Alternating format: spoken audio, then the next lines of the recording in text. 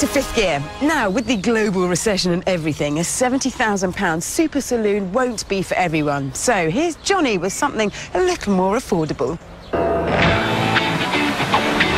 To be honest, calling this affordable is a little bit like calling the BMW M5 a tad nippy. It doesn't really do it any justice at all. Because when this brand new car comes out next year, it's going to cost from only £7,500. This tiny money saver is called the Me, spelt with two I's, don't you know? And it's a brand new city car from Seat. To find out how it's so cheap and whether or not you should actually buy one, I've come to the ultra-chaotic city streets of Barcelona. Let's start at the front. One of the reasons why the Me is so affordable is because of its sheer simplicity under the bonnet. You see, you haven't got any expensive turbochargers or superchargers, cutting-edge diesel or electric power. No, what you've got is three piddly little pistons living inside an engine which is just 2 handspans long. Hark, the three-cylinder. The little engine comes in 2 flavours. One is 59 horsepower, this one, and the other one is 74, which sounds like a pathetic amount of horses. But you've got to remember that this car only weighs 875 kilos. That's unheard of in this day and age. And although it's 0 to 62 in 14.4 seconds, it does feel quicker than that. All Me's do over 60 miles to the gallon, and they cost no more than 20 quid a year to tax. So they keep being cheap even after you've bought one. That's the engine then, but what else keeps the costs down?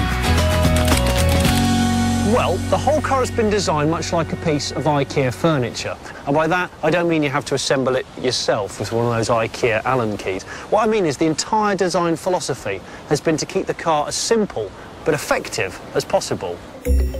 So there are no expensive-to-make shapes on the bodywork. The boot handle is just a plastic button. And while most cars have 4 parking sensors, the Me has 3. There's just one cutting-edge extra, a magic laser. Ooh.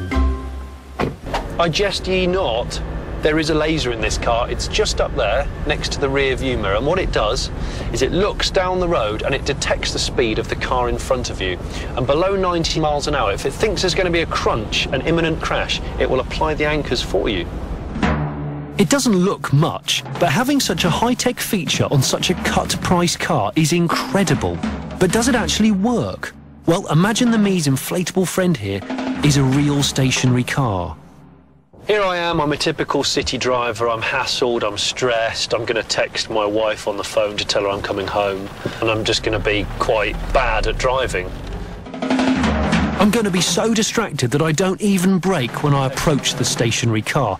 In theory, the Me should stop all by itself. I'm texting, I'm not paying attention. And, oh! That was good. Of course, it's not an excuse for bad driving, but it is very reassuring. Hi, wife, I haven't crashed.